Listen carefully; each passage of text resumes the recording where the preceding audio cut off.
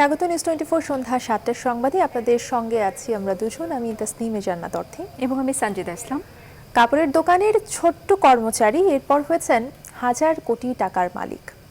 2 দশকে স্বর্ণ চোরাচালান, শত শত ফ্ল্যাট, ভূমিদস্যুতা, অস্ত্র, মাদক, কি করেননি? আন্ডারওয়ার্ল্ড কিংবা রাজনীতির অন্ধকার গলি, সবখানেই তার অবাধ বিচরণ। মনির হোসেন থেকে উপাধি পেয়েছেন গোল্ডেন মনির। গ্রেপ্তারের পর এখন আলোচনায় তিনি। চলুন গোল্ডেন মনিরের উত্থানের বিস্তারিত জানি ফখরুল ইসলামের রিপোর্টে। বাড্ডায় প্রাসাদসম এই বাড়ির মালিক মনির হোসেন ওরফে গোল্ডেন মনির। কোনো আলাদিনের চেরাগে নয়, রাজনৈতিক প্রভাব আর চোরা কারবারিতে একই এলাকায় গড়ে তুলেছেন আরও একটি বহুতল ভবন ও বাগান বাড়ি। আছে গাড়ির শোরুমও। র্যাবের অনুসন্ধানে উঠে আসে রাজুকের নথি চুরি করে রাজধানীর 30টি স্থানে নিয়েছেন 2 শতাধিক ফ্ল্যাট। স্বর্ণ চোরাচালান নিয়ন্ত্রণে বাইতুল মোকারমে আছে স্বর্ণের দোকান।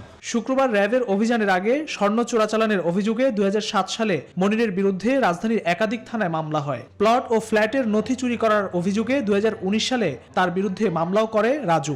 অবৈধভাবে সম্পদ অর্জনের অভিযোগে মনিরের বিরুদ্ধে মামলা ঝুলছে দুদকেও। আমরা তার যেগুলি অনিয়ম আছে সেই অনিয়মগুলি উদ্ঘাটন শুরু করেছি, উদ্ঘাটন হয়েছে এবং যেগুলি আরও ভবিষ্যতে উদ্ঘাটন হবে সেগুলোতে অবশ্যই আমরা ব্যবস্থা গ্রহণ করছি। প্রভাব প্রতিপত্তি বাড়াতে বাড্ডায় বিএনপির সাবেক কমিশনার কায়ুমের অস্ত্রধারী ক্যাডার ও পরে অন্যতম সহযোগী হয়ে ওঠেন মনির। নিজেও গড়ে তোলেন ক্যাডার বাহিনী। অভিযোগ আছে মালয়েশিয়ায় পলাতক বিএনপি নেতা কায়ুমের রাজধানী কেন্দ্রিক রাজনীতি পরিচালনা ও অর্থের যোগানদাতা এই গোল্ডেন মনির। তার বাড়িতে অভিযানে 8 কেজি স্বর্ণ, নগদ 1 কোটি 9 লাখ টাকা, 9 লাখ টাকার বৈদেশিক মুদ্রা, একটি বিদেশি পিস্তল, কয়েক রাউন্ড গুলি ও বিদেশি মদ উদ্ধার করে র্যাব। র্যাব বাদী হয়ে 3টি মামলা দায়ের করেছে।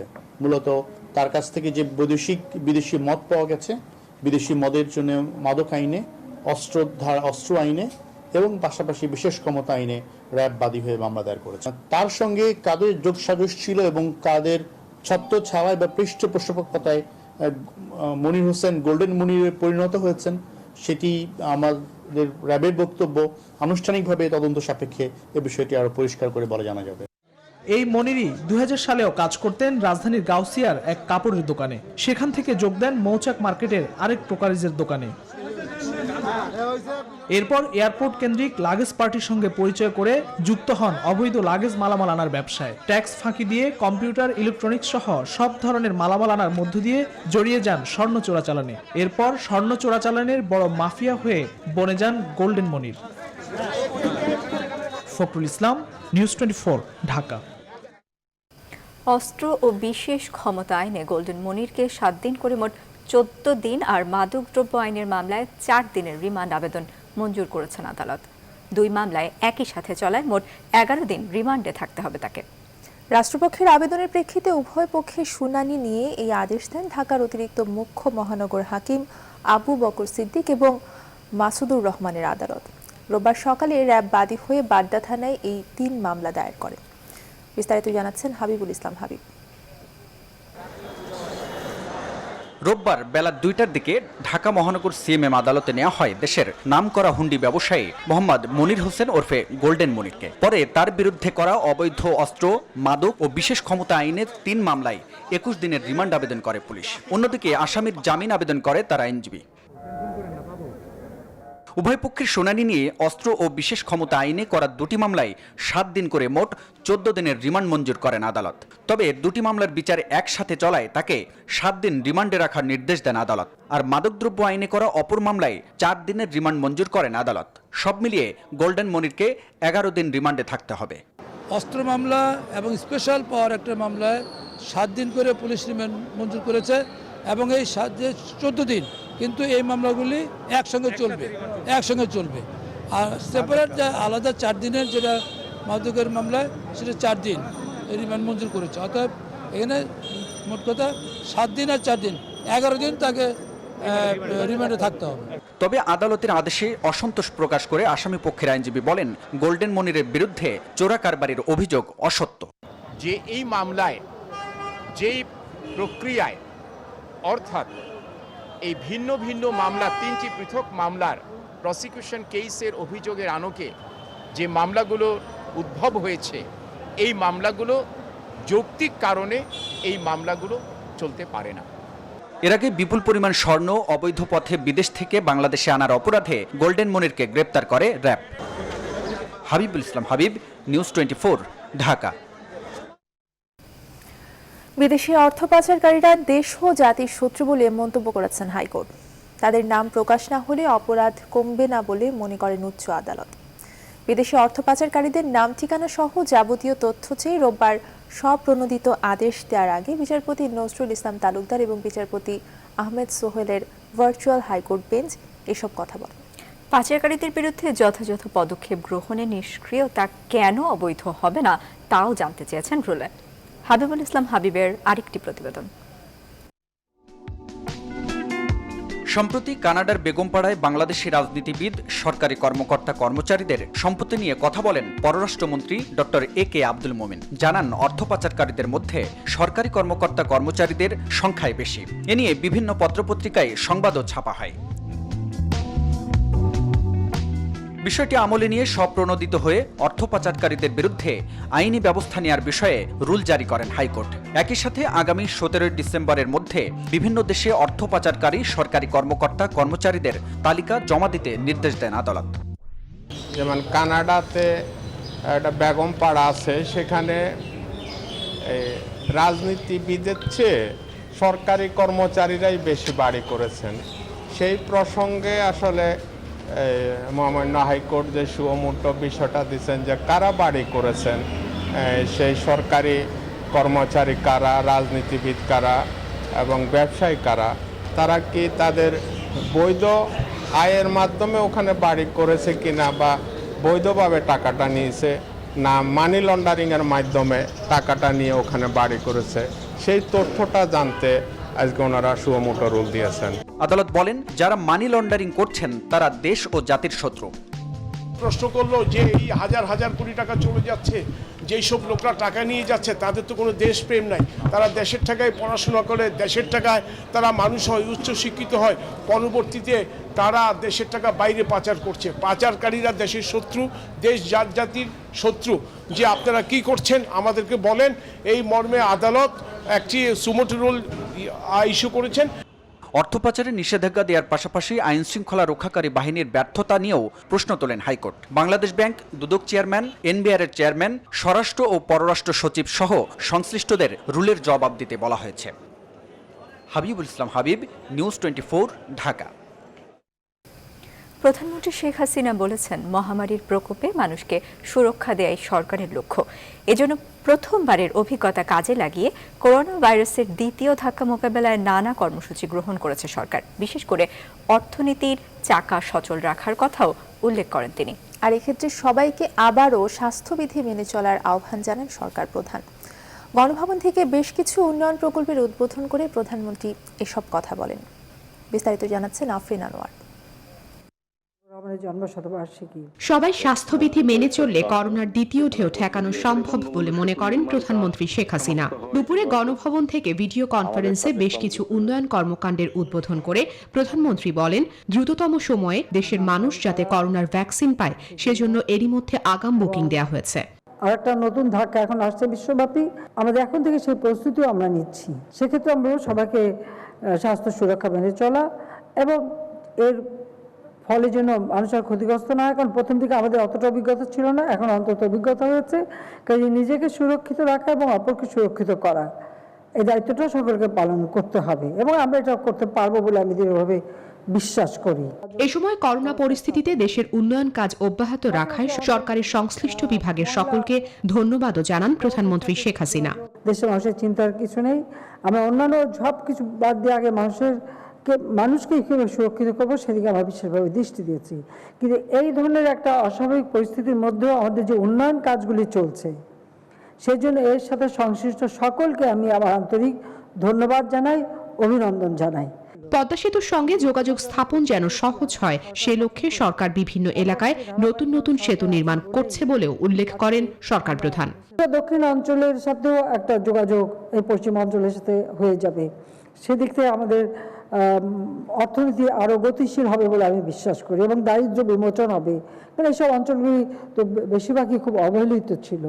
ভিডিও কনফারেন্সে যশোর, মাগুরা ও নারায়ণগঞ্জের বেশ কয়েকটি সেতুর উদ্বোধন করেন প্রধানমন্ত্রী। আফরিন আনোয়ার, নিউজ 24, ঢাকা।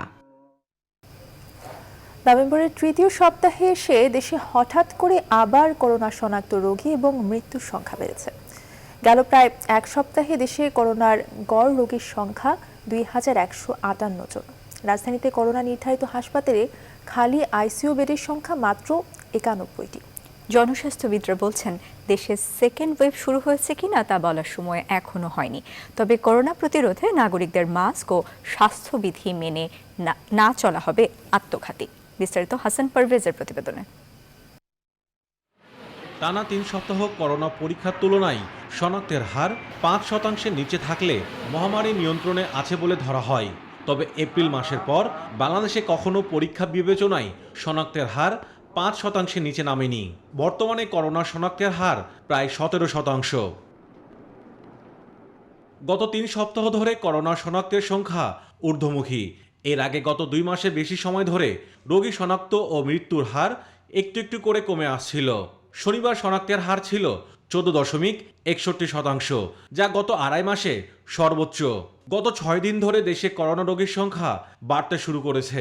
শনিবার বাদে বাকি 5 দিন টানা 2000-এর ওপর করোনা রোগী শনাক্ত হয়েছে। গত 21 দিনে গড়ে প্রতিদিন 20 জন করে করোনায় মারা গেছেন। প্রচুর নমুনা পরীক্ষা করা হচ্ছে, তারপরেও রোগীর সংখ্যা বাড়ছে। তার মানে হচ্ছে যে এক ধরনের সংক্রমণ সংখ্যা বৃদ্ধির নজির আমরা সারা দেশ থেকে দেখতে পাচ্ছি। তবে এটি দ্বিতীয় ঢেউ কিনা কিংবা এটা দ্বিতীয় ঢেউর হয়তো প্রাথমিক পর্যায়ে কিনা সেটা বলতে আরো একটু সময় লাগবে। শনিবার স্বাস্থ্য অধিদপ্তরে দেয়া প্রেস বিজ্ঞপ্তিতে দেখা যায়, রাজধানীর বিভিন্ন হাসপাতালে করোনা রোগীদের জন্য নির্ধারিত আইসিইউ শয্যা খালি রয়েছে মাত্র 91টি, যেখানে গত 1 নভেম্বর ফাঁকা ছিল 142টি। কুয়েত বাংলাদেশ মৈত্রী হাসপাতাল, কুর্মিটোলা জেনারেল হাসপাতাল, সংক্রামক ব্যাধি হাসপাতাল এবং বঙ্গবন্ধু শেখ মুজিব মেডিকেল বিশ্ববিদ্যালয়ে করোনা ডেডিকেটেড কোনো আইসিইউ শয্যা খালি নেই। অপরদিকে 2টি বেসরকারি হাসপাতালে করোনা রোগীদের জন্য আইসিইউ খালি নেই। পর্যাপ্ত অক্সিজেন সাপ্লাই যেন থাকে। কিছু কিছু হাসপাতালে অক্সিজেন, সেন্ট্রাল অক্সিজেন সাপ্লাই বসেছে, আর বাকিগুলো প্রক্রিয়াধীন। এই জায়গাটায় আমাদের পরামর্শ হলো, প্রক্রিয়াধীন যেগুলো আছে সেগুলো যেন ইমিডিয়েটলি ওই সেন্ট্রাল অক্সিজেন যেটা ট্যাঙ্ক বা সাপ্লাই সিস্টেম, এটা চালু করা হয়। বিশেষজ্ঞরা বলছেন, নাগরিকরা স্বাস্থ্যবিধি না মেনে চললে করোনা প্রতিরোধ করা অসম্ভব হয়ে উঠবে। আমাদের স্বাস্থ্যবিধি সিরিয়াসলি মেনে চলতে হবে, বিশেষ করে মাস্ক। কিন্তু কেউ আছে যে কোনো কারণেই মানছে না, তাদেরকে যে শাস্তির আওতায় আনা হচ্ছে, এটা আমরা স্বাগত জানাই। দেশে 8 মার্চ প্রথম করোনা রোগী শনাক্ত হওয়ার কথা জানিয়েছিল স্বাস্থ্য অধিদপ্তর। Hasan Parvez, news 24, Dhaka.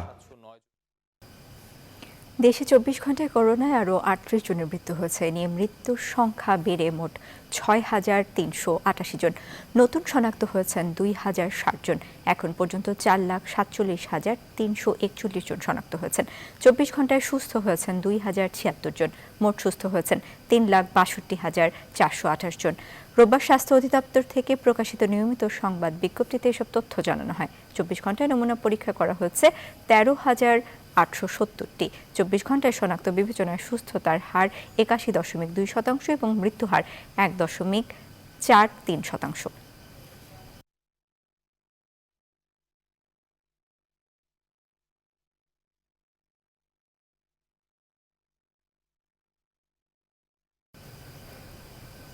Corona virus মোকাবেলায় মার্কিন 2 কোম্পানি পাল্লা দিয়ে ছুটছে তাদের ভ্যাকসিনকে সবার আগে মানুষের দ্বারে পৌঁছে দিতে। এর মধ্যে ফাইজার এবং বায়োএনটেক অপেক্ষায় রয়েছে প্রশাসনের অনুমোদনের। আর এ বিষয়ে মডার্নার সিইও শনিবার জানিয়েছেন, সরকারের কাছে তাদের উদ্ভাবিত ভ্যাকসিনের প্রতি ডোজের দাম ধরা হতে যাচ্ছে $25 থেকে $37 পর্যন্ত। এদিকে ভারতের কোভ্যাক্সিনের 3য় ধাপের পরীক্ষার অনুমোদন দিয়েছে সরকার। নাহিদ জিহানের ডেস্ক রিপোর্ট। মার্কিন ওষুধ প্রস্তুতকারী প্রতিষ্ঠান ফাইজার ও মডার্না উভয়ই বেশ কাছাকাছি অবস্থানে তাদের উদ্ভাবিত ভ্যাকসিনের সফলতা নিয়ে। অনুমোদনের অপেক্ষায় থাকা ফাইজার বেশ দ্রুত সময়েই তাদের ভ্যাকসিন সরবরাহের প্রস্তুতি নিয়েছে। তবে ফাইজারের তুলনায় মডার্নার ভ্যাকসিন ভাইরাস মোকাবেলায় মানুষের শরীরে প্রয়োজনীয় প্রোটিন তৈরির পাশাপাশি অ্যান্টিবডি বাড়াতেও সাহায্য করে, যা পরবর্তীতে আক্রান্ত হবার পথ বন্ধ করে বলে তাদের দাবি। সব বয়সী স্বেচ্ছাসেবকদের মাঝে ক্লিনিক্যাল ট্রায়ালে ৯৫% সফলতার দাবিতে থাকা মডার্না তাদের ভ্যাকসিনের দাম চূড়ান্তভাবে নির্ধারণ না করলেও শনিবার কোম্পানির প্রধান নির্বাহী কর্মকর্তা স্টিফেন ব্যানসেল জানিয়েছেন, সরকারের কাছে চাহিদা অনুযায়ী প্রতি ডোজ ভ্যাকসিনের জন্য তারা $25 থেকে $37 পর্যন্ত দাম রাখতে যাচ্ছেন। সবার আগে এই ভ্যাকসিন ইউরোপের দেশগুলোতে সরবরাহের কথা থাকলেও ইউরোপীয় কমিশনের সঙ্গে এ বিষয়ে এখনো কোনো চুক্তি হয়নি বলে তিনি জানান। এদিকে ভারত উদ্ভাবিত কোভ্যাক্সিন টিকার তৃতীয় পর্যায়ের পরীক্ষার অনুমোদন দিয়েছে কেন্দ্রীয় গবেষণা সংস্থা national institute of cholera and enteric diseases.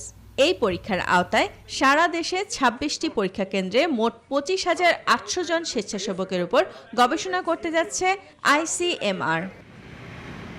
Nahid Jihan, news 24। Bangladesh ফুটবলের কিংবদন্তি ফুটবলার বাদল রায় আর নেই।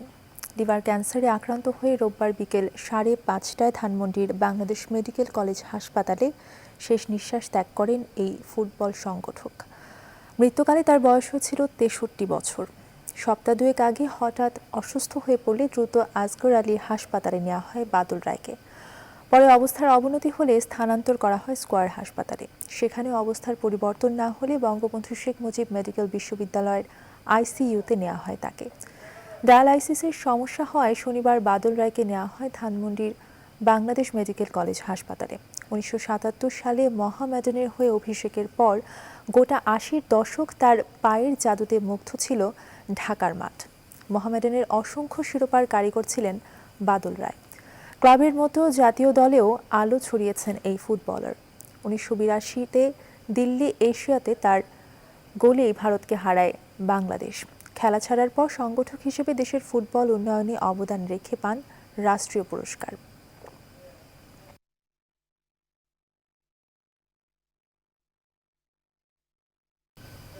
সন্ধ্যার সংবাদের এই পর্যায়ে বিরতি নিচ্ছি। ফিরছে আরও খবর নিয়ে সঙ্গে থাকুন।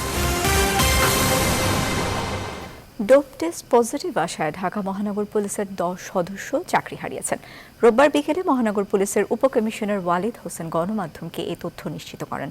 এ পর্যন্ত ৬৮ জনের মাদক নেয়ার প্রমাণ পাওয়া গেছে। তাদের মধ্যে 7 জন এসআই, 1 জন সার্জেন্ট, 5 জন এএসআই, 5 জন নায়েক এবং 50 জন কনস্টেবল। তাদের মধ্যে 43 জনের বিরুদ্ধে পুলিশের বিভাগীয় মামলা করা হয় এবং 18 জনকে সাময়িক বরখাস্ত করা হয়।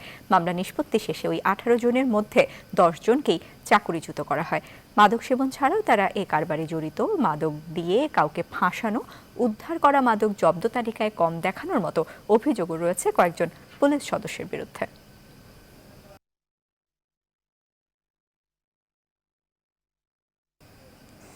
আগামী ২৮ ডিসেম্বর প্রথম ধাপে দেশের 25টি পৌরসভায় ভোট গ্রহণ অনুষ্ঠিত হবে। রোববার বিকেলে নির্বাচন কমিশন 25 পৌরসভার তফসিল ঘোষণা করে। নির্বাচন কমিশনের সিনিয়র সচিব মোহাম্মদ আলমগীর বলেন, সব পৌরসভায় ইলেকট্রনিক ভোটিং মেশিন EVM এর মাধ্যমে ভোট গ্রহণ করা হবে।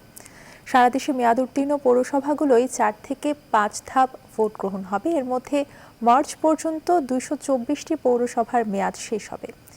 করোনা সংক্রমণের মধ্যেও পর্যায়ক্রমে এসব পৌরসভার ভোট আয়োজন করার সিদ্ধান্ত নিয়েছে নির্বাচন কমিশন।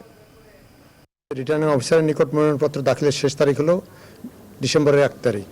রিটার্নিং অফিসার কর্তৃক মনোনয়নপত্র বাছাইয়ের তারিখ ডিসেম্বর 3, 2020। প্রার্থিতা প্রত্যাহারের শেষ তারিখ 10 ডিসেম্বর। ভোট গ্রহণ চলবে সকাল 8টা থেকে বিকাল 4টা পর্যন্ত। প্রত্যেকটি পৌরসভার নির্বাচন EVM এর মাধ্যমে হবে। স্বাধীনতার ইতিহাস বিকৃতি করেই বিএনপি নেতারা গণতন্ত্রের চর্চা চালাচ্ছেন বলে অভিযোগ করেছেন ক্ষমতাসীন আওয়ামী লীগের সাধারণ সম্পাদক ওবায়দুল কাদের। আর বিএনপি স্থায়ী কমিটির সদস্য ডক্টর খন্দকার মোশাররফ হোসেনের পাল্টা অভিযোগ, আওয়ামী লীগ গণতন্ত্রকে হত্যা করেছে এবং স্বাধীনতার সুবর্ণ জয়ন্তীতে মানুষের কাছে মুক্তিযুদ্ধের চেতনা পৌঁছে দেবে বিএনপি। বিস্তারিত জানাচ্ছেন তৌহিদ শান্ত। আপনারা জানেন 80 কিলোমিটার দীর্ঘ বাংলাদেশ নৌবাহিনীর শেখ হাসিনা ঘাটির সংযোগ সড়ক নির্মাণের কাজ শুরু হয় রবিবার সকালে। এই প্রকল্পের সূচনায় কক্সবাজারে অনুষ্ঠানের আয়োজন করা হয়। রাজধানীর বাসভবন থেকে সেই অনুষ্ঠানে যুক্ত হন সড়ক পরিবহন ও সেতু মন্ত্রী ওবায়দুল কাদের। যারা কেড়ে নিয়েছিল তারা থাকতে বলেন গণতান্ত্রিক প্রতিষ্ঠানগুলোকে শক্তিশালী করতে বিএনপির উপর জনগণের প্রত্যাশা রয়েছে, যদিও তা থেকে অনেক দূরে বিএনপির রাজনীতি। বরং বাসে আগুন দিয়ে আবারও তারা অপরাজনীতিতেই ফিরেছে। জেনারেল জিয়া নাকি বহুদলীয় গণতন্ত্র প্রতিষ্ঠা করেছিলেন। আমরা জানতে চাই সে কেমন গণতন্ত্র। রাতের বেলায় কারফিউ, তাদের বহুদলীয় গণতন্ত্রের এটাই ছিল স্বরূপ। স্বাধীনতার ইতিহাস বিকৃতি তাদের গণতন্ত্র।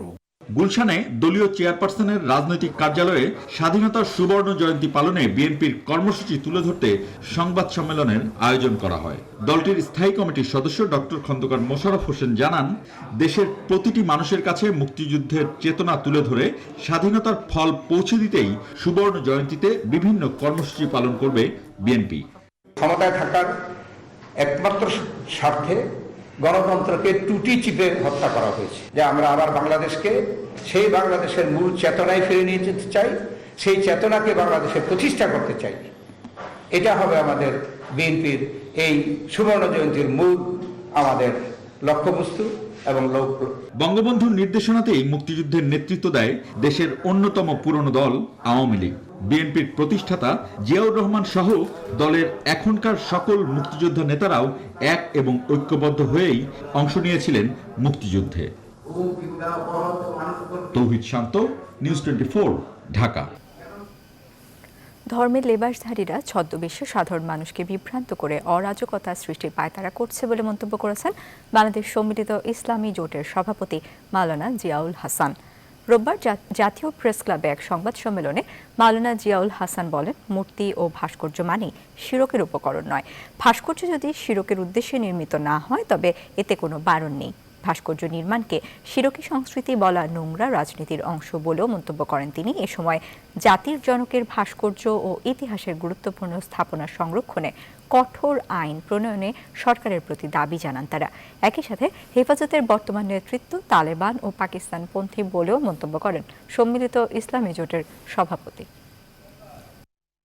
ধর্মের ধ্বজাধারী সেজে ধর্মের ছদ্মাবরণে সরল পান নিরীহ মুসলমানকে বিভ্রান্ত করা এবং তাদেরকে গুজব রটিয়ে রাজপথে নামিয়ে অরাজকতা সৃষ্টি করা ধার্মিকতার লক্ষণ নয়।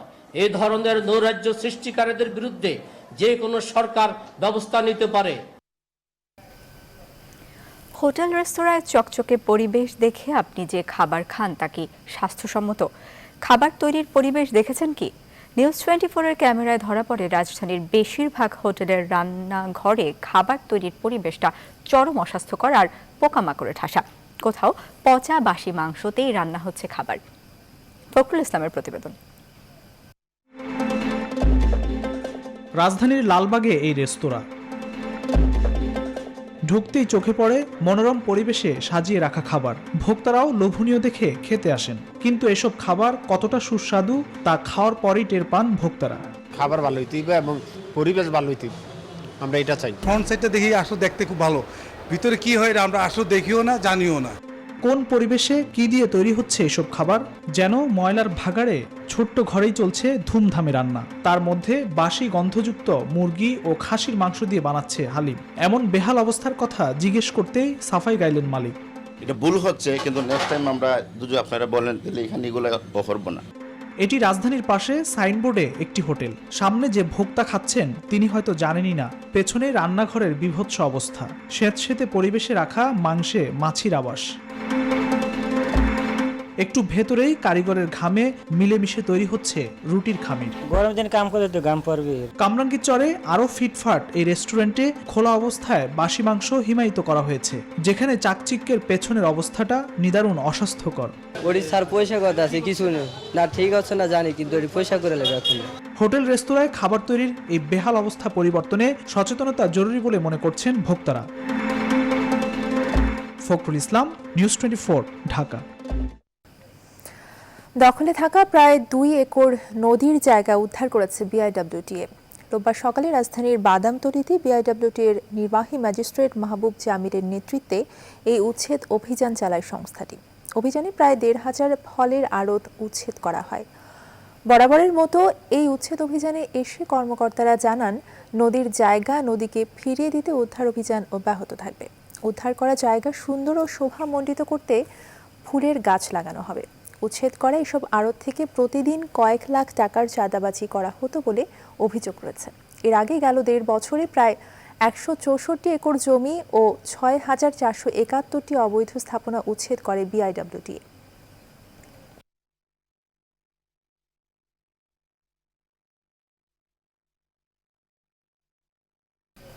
সন্ধ্যার সংবাদে আবারও বিরতি, সঙ্গে থাকুন। আবারও স্বাগত। আপনারা দেখছেন সন্ধ্যা 7টার সংবাদ। নারায়ণগঞ্জের রূপগঞ্জের ভুলতা ইউনিয়নের দক্ষিণপাড়া এলাকায় পুত্র সন্তান না হওয়ার ক্ষোভে কোল থেকে আছড়ে 26 দিনের শিশুকন্যাকে হত্যার অভিযোগ উঠেছে বাবার বিরুদ্ধে। শনিবার ভোরে উপজেলার ভুলতা ইউনিয়নের পাড়াগাঁও দক্ষিণপাড়া এলাকায় এই নির্মম ঘটনা ঘটে। ভুলতা ফাঁড়ির ইনচার্জ আনিসুর রহমান জানান, মিম নামে 1 মাসের কন্যা সন্তানকে আছড়ে হত্যার অভিযোগ পেয়ে লাশটি উদ্ধার করা হয়। মেয়ে সন্তান হয় বাবা কামাল ছিলেন অসন্তুষ্ট।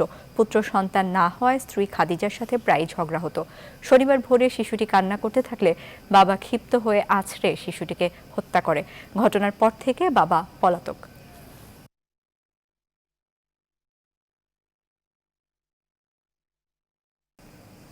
পুলিশ কর্মকর্তা আনিসুল করিম শিপন হত্যা মামলায় গ্রেফতার জাতীয় মানসিক স্বাস্থ্য ইনস্টিটিউটের রেজিস্ট্রার ডক্টর আব্দুল্লাহ আল মামুনকে জামিন দিয়েছেন আদালত। রোববার ডক্টর মামুনকে জামিন দেন ঢাকার মহানগর হাকিম ধীমান চন্দ্র মণ্ডল। মামুনের আইনজীবীরা জামিনের আবেদন করলে শুনানি শেষে বিচারক 10,000 টাকা মুচলেকায় জামিন মঞ্জুর করেন। গেল 17 নভেম্বর ডক্টর মামুনকে জিজ্ঞাসাবাদের জন্য 2 দিনের রিমান্ডে পাঠিয়েছেন আদালত। রিমান্ড শেষে 20 নভেম্বর তাকে কারাগারে পাঠানো হয়।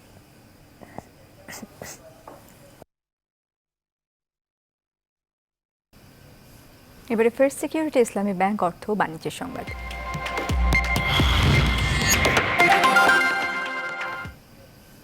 দেশের মিলাররা সরকারকে চাল দিতে ব্যর্থ হলে বিদেশ থেকে চাল আমদানি করা হবে বলে জানিয়েছেন খাদ্যমন্ত্রী সাধন চন্দ্র মজুমদার। রোববার সকালে নওগাঁর সাপাহারে আমন ধান সংগ্রহের উদ্বোধনী অনুষ্ঠানে খাদ্যমন্ত্রী একথা জানান। বলেন, সরকারি মজুতের জন্য চাল আমদানির সিদ্ধান্ত নেওয়া হয়েছে। মিলাররা আমদানির সুযোগ পাবেন না, কেবলমাত্র সরকার নিজেই প্রয়োজন মাফিক চাল আমদানি করবে। তবে তার পরিমাণ নির্ভর করছে বাজার দর স্থিতিশীলতার উপর। কৃষকদের ধানের ন্যায্য মূল্য দিতে সরকার বদ্ধপরিকর বলেও মন্তব্য করেন খাদ্যমন্ত্রী।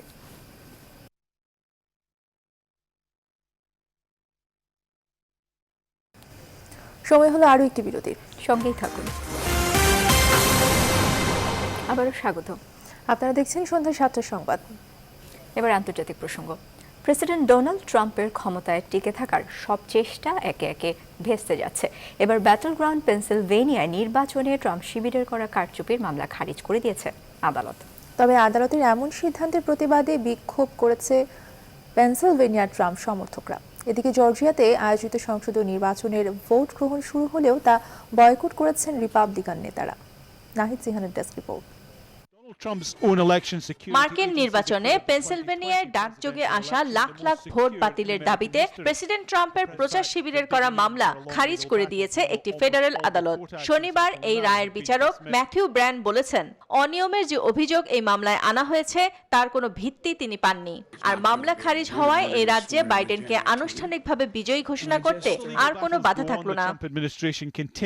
সিএনএন বলছে, এই রায়ের মধ্য দিয়ে ট্রাম্পের ক্ষমতায় থাকার চেষ্টা সবচেয়ে বড় ধাক্কা খেল। কিন্তু আদালতের এমন সিদ্ধান্ত মানতে নারাজ ট্রাম্প সমর্থকরা। শনিবার আদালতের এই রায়ের প্রতিবাদে পেনসিলভেনিয়ায় রাস্তায় বিক্ষোভে নামে ট্রাম্পের সমর্থকরা।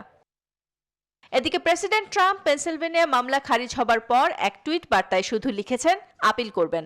এছাড়া শনিবারও তাকে মেরিল্যান্ডের গলফ ক্লাবেই সময় কাটাতে দেখা গেছে। অন্যদিকে নবনির্বাচিত প্রেসিডেন্ট জো বাইডেন শনিবার সকালে গিয়েছিলেন ডেলাওয়ারের সেন্ট অ্যানা চার্চে। সেখানে ধর্মীয় রীতি পালনের ক্ষেত্রে কোভিড-19 স্বাস্থ্যবিধি মানার উপর গুরুত্বারোপ করেন তিনি। এদিকে জর্জিয়াতে ভোট পুনঃগণনাতেও জো বাইডেনের জয় নিশ্চিত হবার পর বেশ চটেছেন সেখানকার রিপাবলিকানরা, যে কারণে শনিবার এ রাজ্যে আয়োজিত সংসদীয় ভোট বর্জন করেছেন বিরোধীরা। এছাড়া ভোট কেনাবেচার অভিযোগ এবং ভোটার ও পর্যবেক্ষকদের ওপর হামলার হুমকি সহ ভোট গণনা লঙ্ঘনের অভিযোগের ভিত্তিতে ইউএনএম সহ 8টি বিরোধী দল সংসদ বর্জন ও পুনরায় নির্বাচনের দাবি জানিয়েছে। নাহিদ সিহান, নিউজ 24। এবারে খেলার খবর। কাতারে থাকা বাংলাদেশ ফুটবল দলের সবার দ্বিতীয় দফা করোনা টেস্টের ফলাফল নেগেটিভ এসেছে। তবে প্রথম দফায় করোনা টেস্টে পজিটিভ হওয়ায় এখন আইসোলেশনে আছেন দলের ম্যানেজার মোহাম্মদ আমির খান এবং ফিজিও ফুয়াদ হাসান হাওলাদার। এদিকে তৃতীয় দফা পরীক্ষায়ও করোনা পজিটিভ হয়েছেন আরেক কোচ মোহাম্মদ মাসুদ পারভেজ। এর আগে সকালে দোহার আজিজিয়া বুটিকে প্রথমবারের মতো অনুশীলন করে জাতীয় দলের ফুটবলাররা কাতার ফুটবল অ্যাসোসিয়েশন থেকে জামাল ভুঁইয়াদের 2টি প্রস্তুতি ম্যাচের শিডিউলও প্রকাশ করা হয়েছে। বুধবার স্থানীয় সময় বিকেল 5:30টায় আর্মি ফুটবল টিমের বিপক্ষে প্রথম প্রস্তুতি ম্যাচ খেলবে বাংলাদেশ। শনিবার দ্বিতীয় প্রস্তুতি ম্যাচে লাল সবুজদের প্রতিপক্ষ লুসাইল স্পোর্টস ক্লাব। কাতারের বিপক্ষে আগামী 4 ডিসেম্বর ফিফা বিশ্বকাপ ও এশিয়ান কাপ বাছাইয়ের ম্যাচ খেলবে টিম বাংলাদেশ।